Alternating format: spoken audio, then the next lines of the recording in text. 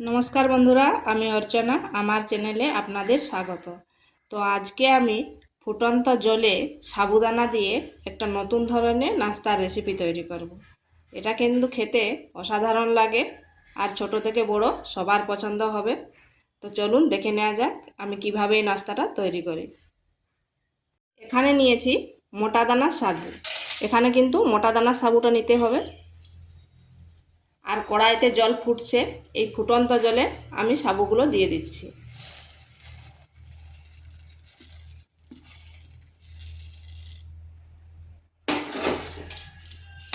সাবুগুলো দিয়ে 5 মিনিট ফুটিয়ে নিতে হবে। আর যদি হাতে সময় থাকে তাহলে 2 ঘন্টা আগে ভিজিয়ে রাখতে হবে।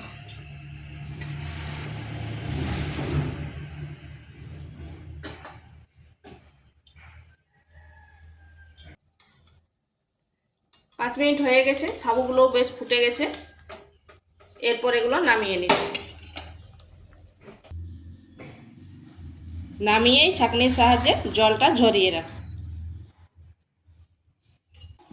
আর সাবুদানা তো খুব তাড়াতাড়ি একে অপরের গায়ে জোড়া লেগে যায়, তাই ঠান্ডা জল দিয়ে আরেকবার ভালোভাবে ধুয়ে নিচ্ছি। এভাবে করলে দানাটা একে অপরের গায়ে লেগে যাবে না। আর জলটা খুব ভালোভাবে ঝরিয়ে নিতে হবে।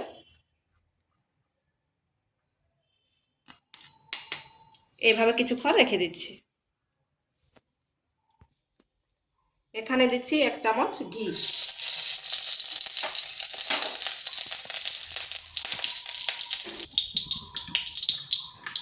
আর এখানে 1 মুঠো কাজু দিচ্ছি।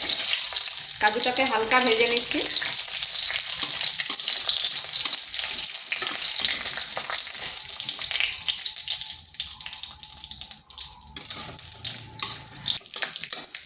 এগুলো ভাজা হয়ে গেছে, এরপর তুলে নিচ্ছি।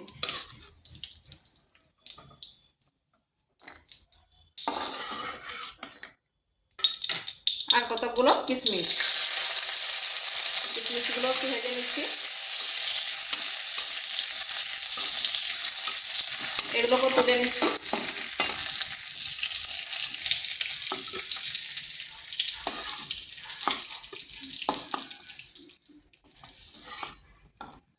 আর ওই ঘিয়ের মধ্যে 3 চামচ দিচ্ছি সুজি। সুজিটাকে হালকা ভেজে নেব।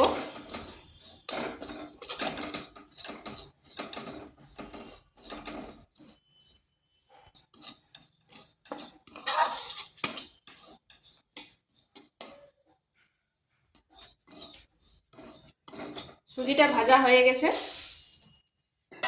এরপর দিয়ে দিচ্ছি সাবুর দানাগুলো। আর সাবুর দানাগুলো দেখুন জল ঝরে কি সুন্দর গোটা একটা একটা হয়ে গেছে।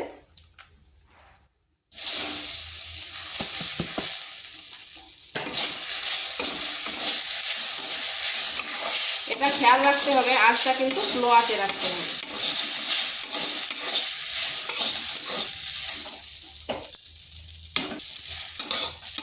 এই সুজির সাথে সাবুদানাটাও বেশ কিছুক্ষণ একটু নাড়াচাড়া করে নিতে হবে।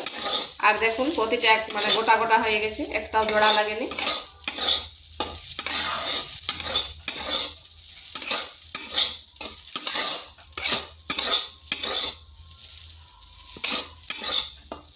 এরপর এটা নামিয়ে নিচ্ছে।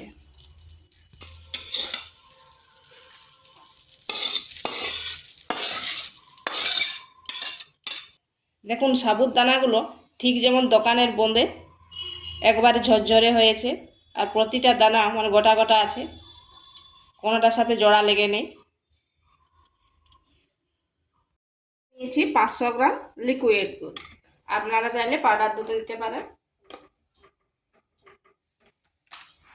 সেখানে দিয়ে দিচ্ছি 1 প্যাকেট আমুল দুধ।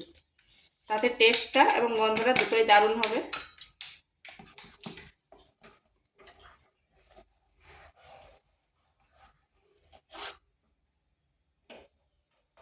আর দিচ্ছি 2টো এলাচ।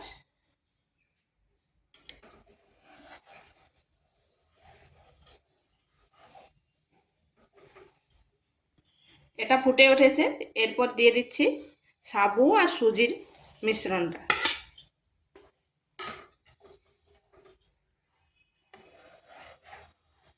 এটা এইভাবে 5 থেকে 7 মিনিট নাড়াচাড়া করে নিতে হবে। আর এটা কিন্তু অনবরত নাড়তে হবে, না হয় নিচে লেগে যাবে।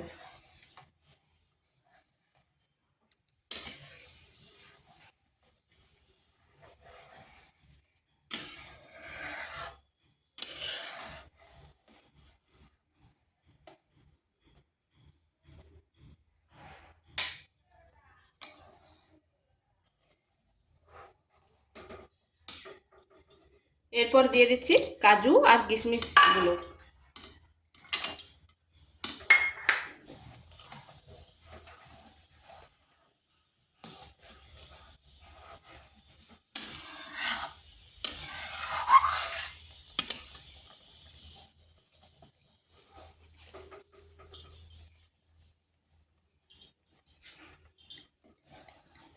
এটা আপনারা যে কোনো উপবাসও করে খেতে পারেন বা এমনিতেও টিফিন করতে পারেন, খেতে দুর্দান্ত লাগে আর শরীরের পক্ষে খুবই স্বাস্থ্যকর। বাচ্চাদের টিফিন করে দিতে পারেন, সময়ও খুব একটা বেশি লাগে না আর বাড়িতে থাকা উপকরণ দিয়েই হয়ে যায়। এটা খুব বেশি ঘন করব না, এরকম করেছি। এরপর চিনি দিচ্ছি। চিনিটা আপনারা আপনাদের আন্দাজ মতো দিবেন, যে যেরকম পরিমাণে মিষ্টিটা খায়।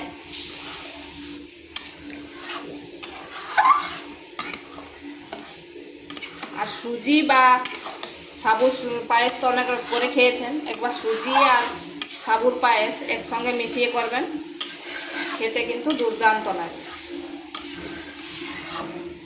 এটাকে আর বেশ কিছুক্ষণ ফুটিয়ে নিচ্ছি।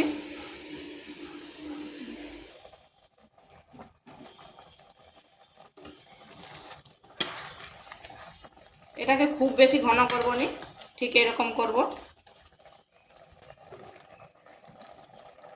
ঘনত্বটা এরকম থাকবে, কারণ ঠান্ডা হয়ে গেলে আর একটু ঘন হয়ে যাবে।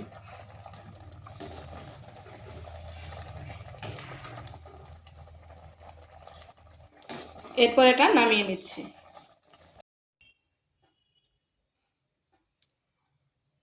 দেখুন বন্ধুরা কত সুন্দর হয়েছে, আর দানাগুলো বোঝা যাচ্ছে, সাবুর যে দানাগুলো সেগুলাও একটা একটা বোঝা যাচ্ছে, আর ভালোভাবে সেদ্ধও হয়েছে।